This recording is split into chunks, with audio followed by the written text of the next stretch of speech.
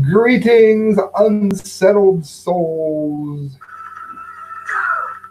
Welcome to the Correct Views. Sam Di Gangi doing political commentary for the Media Speaks. You might know me from Blasting News, The Conservative Post, and Teddy Stick.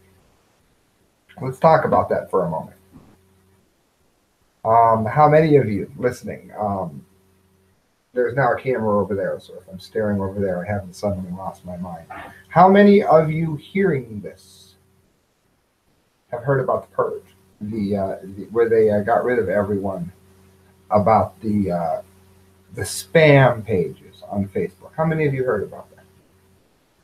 Because that is a direct lie built specifically to hurt and limit the outreach of libertarians, conservatives, Christians, even independents. At this point, if you're not a raving socialist, you're not allowed to speak. And I worked for of course, the Conservative Daily Post and Teddy Stick, and they shut the pages down. Let me tell you, guaranteed they're not spam pages. I worked there as a full-time job for just 2 months shy of 2 years. Wrote there every day. Many people listening to this have read my articles, and whether you have agreed with them or have not, I'm sure you've noticed there's never been a call for violence or to harm anybody or to bring any misery to anybody. It's just a take on the news that questions the mainstream narrative and the push towards socialism, which we're seeing. For that, I have been limited on YouTube. They've taken my monetization away on YouTube. They have now shut down Teddy Stick and the Conservative Daily Post on Facebook. Now, the sites themselves can remain up, but I'm going to read an article I wrote about this in a minute. For those of you that love irony, I got a gig about writing about losing my gig. That was funny. But shout out to Wits News. They're awesome. I use an analogy where I talk about China. When they offered the world trade, when they offered the world to come in and do business with them, China made a certain number of promises. One of those promises were that the islands were going to remain open, that there wasn't going to be warfare where merchant ships are going back and forth. You know what I mean? The average person working on a boat carrying a couch from China to your local Walmart doesn't really want to have to deal with live fire going over his head. Well, it might sound funny, but that's what China did. They started commandeering what is basically a major throughway to which they agreed upon. Now, to follow my analogy with that, Facebook invited companies, including those which I work for, to advertise on their pages. So, see the thing, advertise here, pay here. When you do that, if you don't happen to agree with what Mr. Zuckerberg thinks, then you will find out that you can't have your site up, you can't have your page up on Facebook. And all of the money that you've given them to amass a company will be taken away from you. And for those of you that think that that's legal because it's a private company, let me give you 2 instances where it's not. The most obvious one is the phone company. The phone company is not allowed to shut your phone off because they don't like the conversation that you had on the phone. Your political views mean nothing. The phone company cannot swoop in like some evil Batman and take away your job. They can't do that. However, Facebook. What's up, Joey? What's up, Sean? You've got another example, the public square. You are not allowed to commandeer the public square from someone. And in the digital world, which is exactly what it is called, places like Facebook are the public square, and it's getting to the point where they can go after the people who you may or may not like today, then they can go after you or the people that you like tomorrow. And I think that that's why this is extremely important. And I wanted to read what I wrote about it rather than come on here and start ranting and raving. When I get to the China part, of course, I just explained that. This is what I wrote. You can find it at Wits News. Facebook and Twitter shut down conservative sites to skew election. Just in time to inflict great pain upon conservatives, it would seem. Facebook, Twitter, and other social media groups shut down 559 pages and 251 accounts that broke the social media's rules against spam and coordinated inauthentic behavior. I actually wrote not enough. I wrote like 180. It was 251 accounts. That's according to CNBC, so it's not exactly fake news. However, while the mainstream media has tried hard to make this look as if it was fake accounts which were hit, this was not the case in a great many instances. As InfoWars host Alex Jones said, around 800 pages were taken away, and they were not spam, and they were just popular. Facebook, for example, claimed that the pages were shut down were using fake accounts to share links across groups on Facebook. They post clickbait posts on these pages to drive people to websites that are entirely separate from Facebook and seem legitimate, but they are actually ad farms. Now, that may have been true with a couple of the pages to which they wish to use as an example, but I just gave you the example from firsthand experience of having worked there for a considerable length of time, that these were authentic sites, that these were legitimate sites. I know that two of them were, the two that I work for, and Right Wing News was as well, because I think some of our writers had done freelance work through them. So those three I know were not ad farms. I guarantee you, they had real writers writing about real things. I had been one of them. They added this activity goes against what people expect on Facebook, and it violates our policies against spam. They use this strange reasoning to justify shutting down the Free Thought Project. That's huge, by the way. If you know anything about media at all, that's huge. The Free Thought Project, Press the Truth, Anti-Media Group, Cop Block, that's actually a somewhat leftist one, to be fair. Filming Cops, Right Wing News, Noisy Room, Gun Laws Don't Work, and Voluntarist Veteran. Yeah, that sounds like a real threat. Also attacked on Facebook was the conservative Daily Post, the primary home of this author.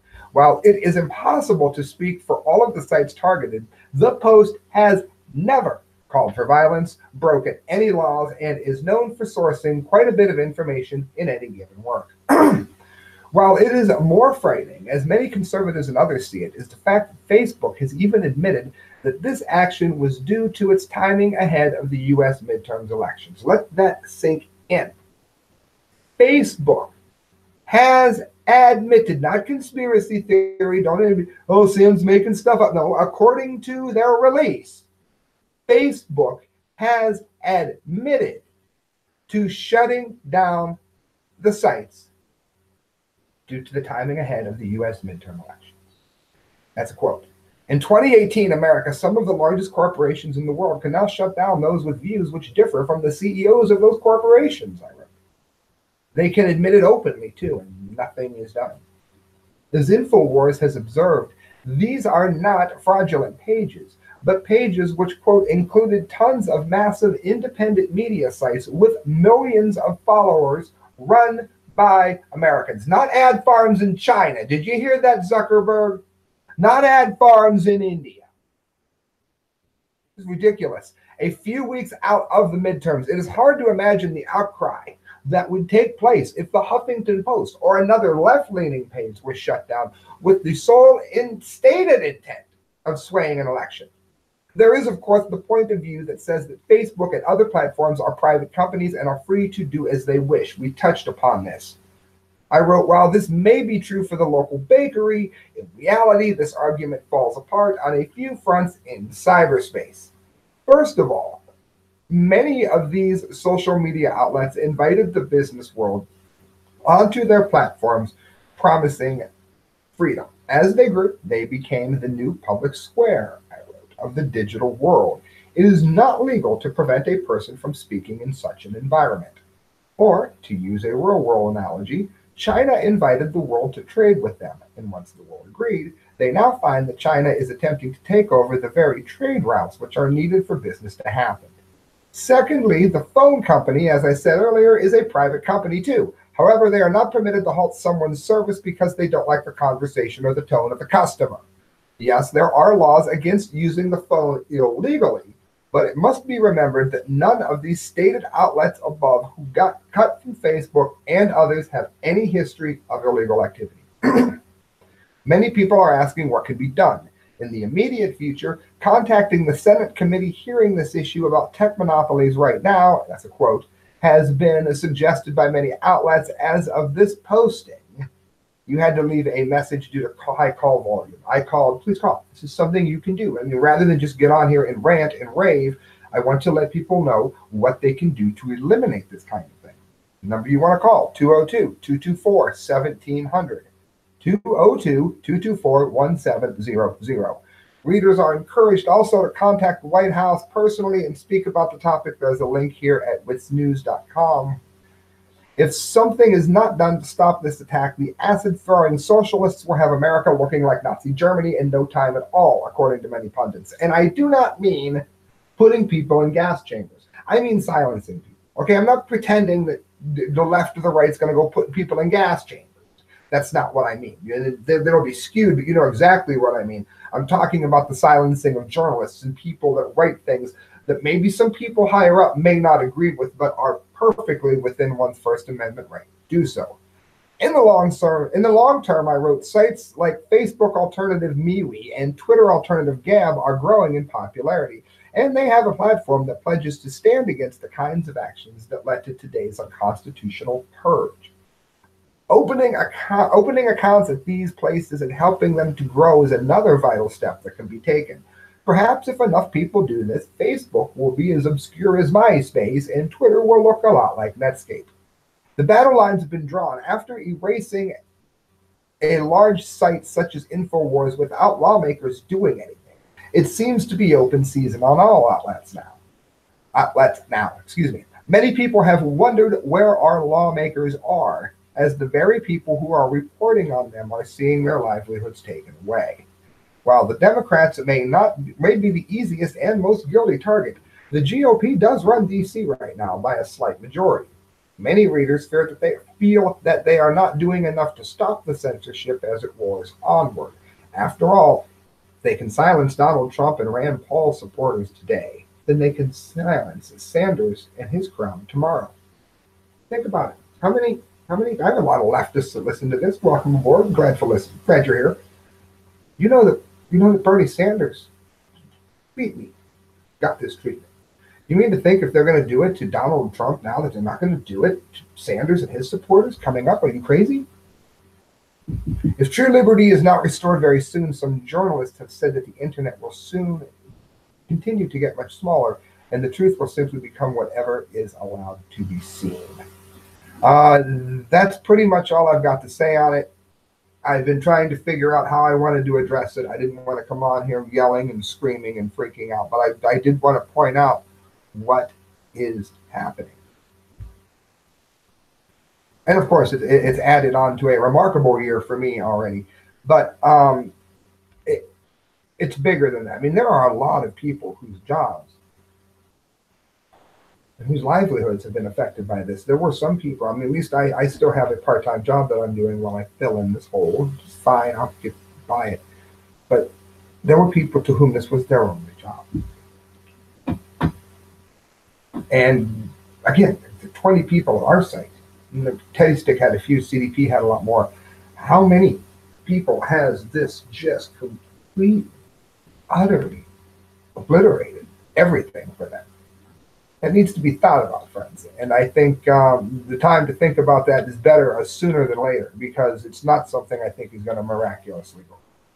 And we're going to move on to other topics. It has been addressed, I think, rather well. Florida, armed bystander stops gunman at crowded back-to-school event at a park, according to police. Sorry, lefties. No, the man didn't freak out and start killing children with his gun. He actually saved the day. An armed bystander shot a man who opened fire at a Florida park filled with over 100 people, including children, for a Saturday back-to-school cookout, officials say. The Titusville Police Department said in a news release the man was involved in a fistfight with another person in the Isaac Campbell Park and left around 5:20 p.m., only to return with a gun moments later and start shooting. A bystander who was lawfully licensed to carry a firearm then shot the gunman. Guns don't save innocent lives. We are extremely grateful that nobody else was injured in the incident, Deputy Chief Todd Hutchinson said in a statement. The suspect opened fire on a crowd of public, and it could have been much worse. Now, let me ask you here, real quick. If you make an effort to take guns away, there's a real good chance that that law-abiding citizen might do it, but the criminal probably will not. So in this instance, you would have had an absolute bloodbath there. There's no other way to see it. And yeah, I mean, a miracle could have happened. I do believe in them. I don't mean it facetiously, but otherwise, that would have been it. A DJ whose family organized the event in the park, he was standing under a pavilion when he heard the shots ring out. You know, this whole area there has seen so much gun restriction, and it brings us to the problems that we have now. Plain and simple. Last story of the day, because I've been talking for a minute. I don't want you to be bored.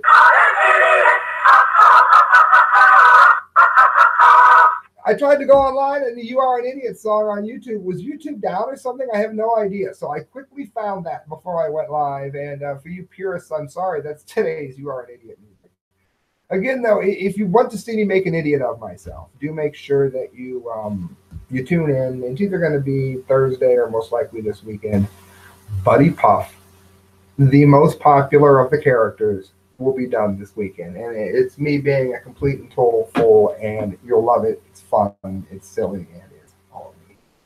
All right, guys, getting you ready for Halloween. This story, I'll tell you, this story will definitely do it. A security guard abused corpse at Memphis hospital, smoking gun.